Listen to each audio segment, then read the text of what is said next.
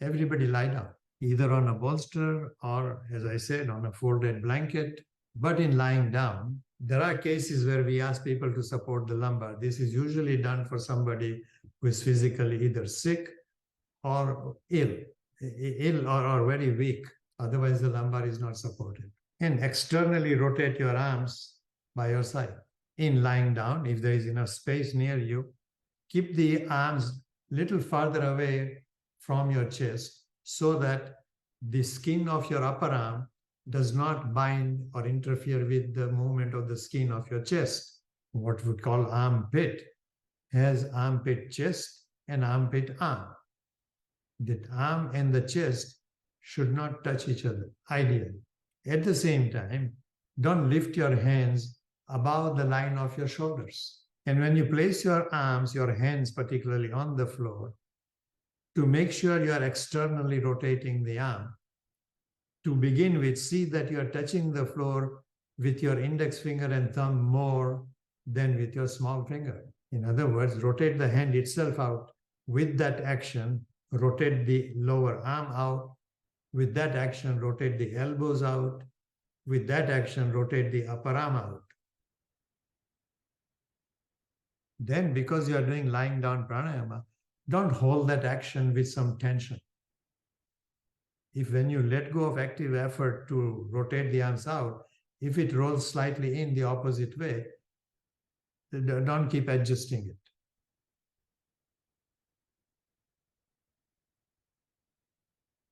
Then the first thing I would ask you to consider in lying down pranayama is on inhalation, see that the brain releases in. On exhalation, see that the brain releases out. Sense that with normal breath. Not by that I mean, don't take very consciously deep breath. Begin slowly. Little by little, you can increase the depth. With eyes, ears, tongue, very, very passive.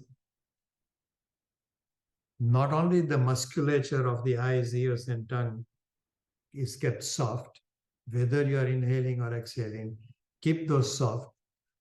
But with it, keep the sense organ itself soft.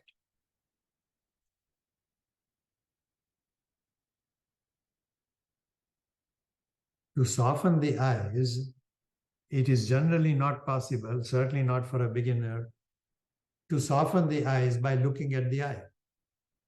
If you are looking at the eye, it will resist from being soft. So, drive your sense of looking into the lungs.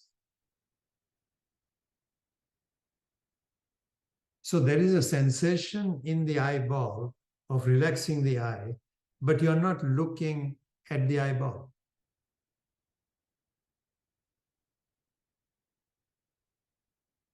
And again, I would suspect if you are not used to this, every so often to check that the eye is relaxed, you will look at it. Don't look at the eye. Okay? It takes some time to understand how to let go of that sense of looking outwards, looking to the eye.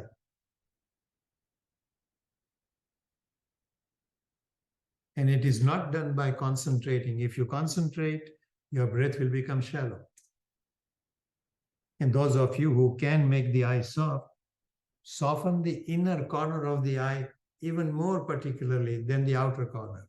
Soften both corners, but you have a sense of greater depth in the inner corner of your eyes. This is not a muscular action. This is the sense of letting go of all effort of looking. Make the ear also relax like that. So the whole sense of hearing is introjected, not projected. With the tongue, there is a sense of taste as well as a sense of speech. Relax both. Unless you are very hungry, the sense of taste will not bother you. So that's easy to relax. But relax the sense of speech. You are talking to yourself, even when you are so-called quiet. Relax that mind, that brain so much that there is no sense of speaking, no desire even to speak. There is only a sense of awareness in the inner corners of the eyes, in the inner ears, in the root of the tongue.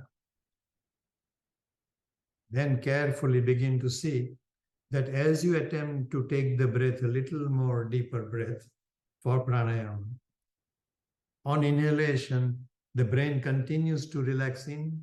On exhalation, the brain continues to relax out. And eyes, ears, and tongue are all kept very, very passive, including the senses connected to those three sense organs. Sense of sight, sense of hearing, sense of speech are all introjected. Having looked at all those as best as you can in the given moment, now look at the breath a little more and see that as you attempt to take a little deeper breath, not to your maximum capacity, little by little increase the breath. As you inhale, the skin at the back should not feel heavier on your bolster. The sense of heaviness to the floor does not increase. And not only does not increase, little by little see that that sense of heaviness even decreases. As you inhale, have a sense, at least in your imagination, have a sense as though you're floating away from the bolster towards the ceiling. In fact, it will surprise you when it really happens very well.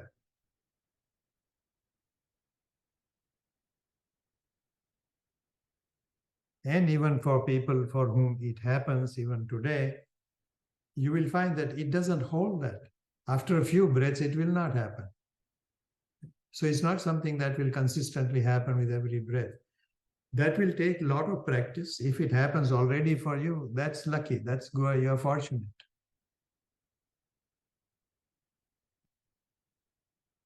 And also keep a sense in your mind that I want to feel exactly the same way with my skin moving towards the front when I'm seated. And on exhalation, have that same sense that I have described in the sitting position, have that same sense that the skin at the back, which is touching the bolster, it continues to levitate towards the ceiling, towards the front. The ribs come to rest in it for your exhalation to happen. Then the next step to remind yourself or to refine is, at the end of the inhalation, lift the chest a little more. There is what we call a middle chest diaphragm that is lifted towards the chin also. Hold that for just 1 or 2 seconds. And on exhalation, that lift of the clavicle chest do not drop towards the pelvis.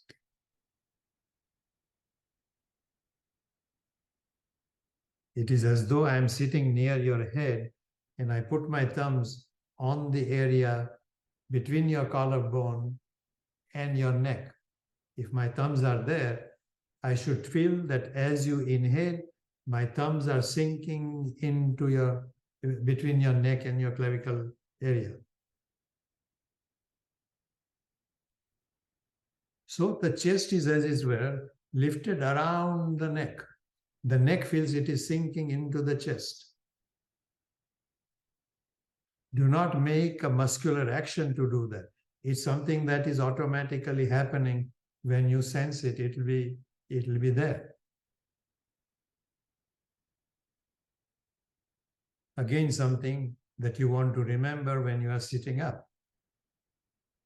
And whatever that inner lift of the chest is created towards the chin, with regard to your particular action from the clavicle area, that is not lost on exhalation. And I remember very strong statements from my teacher when it was even suggested by somebody new to the class that, but Guruji, on On exhalation, the chest has to go down. His response was always no.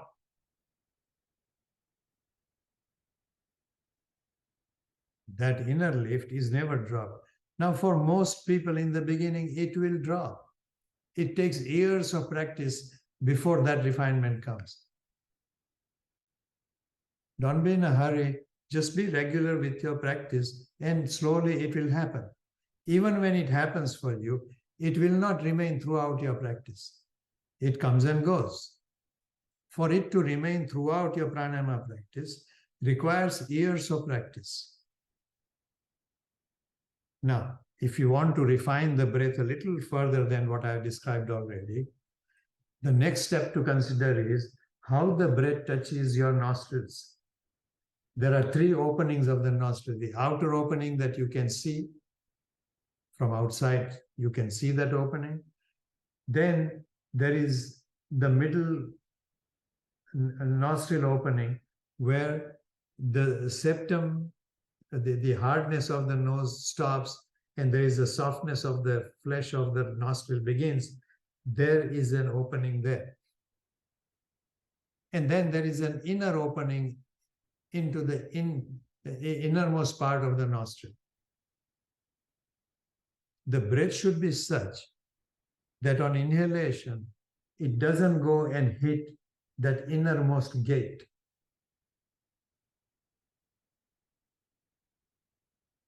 If it hits the innermost gate, make sure it doesn't hit the, how shall I describe this? It doesn't hit the outermost part of it, meaning the frontal part of the nose.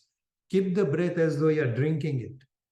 Let it touch the farthest point away from the front of the nose.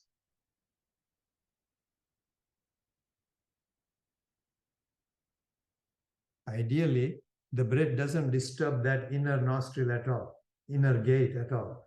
The breath touches, does not disturb the outer gate, does not disturb the inner gate.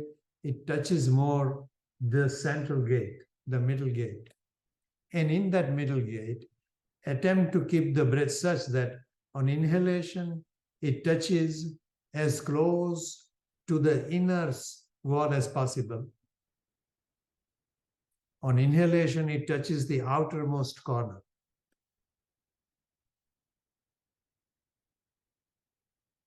I might have misstated that just now. Breathe in through as wide an opening as possible, as though there are two holes outside your nose and you're breathing in through those imaginary holes. So on inhalation, that middle gate is kept as wide open as possible. Make exhalation much narrower. Close the gate.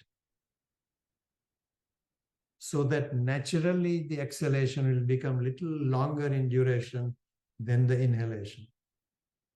Now, when you begin to sit and do this, all these things will not be remembered.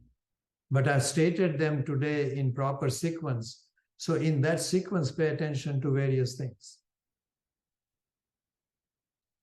Much of this over a period will become somewhat automatic.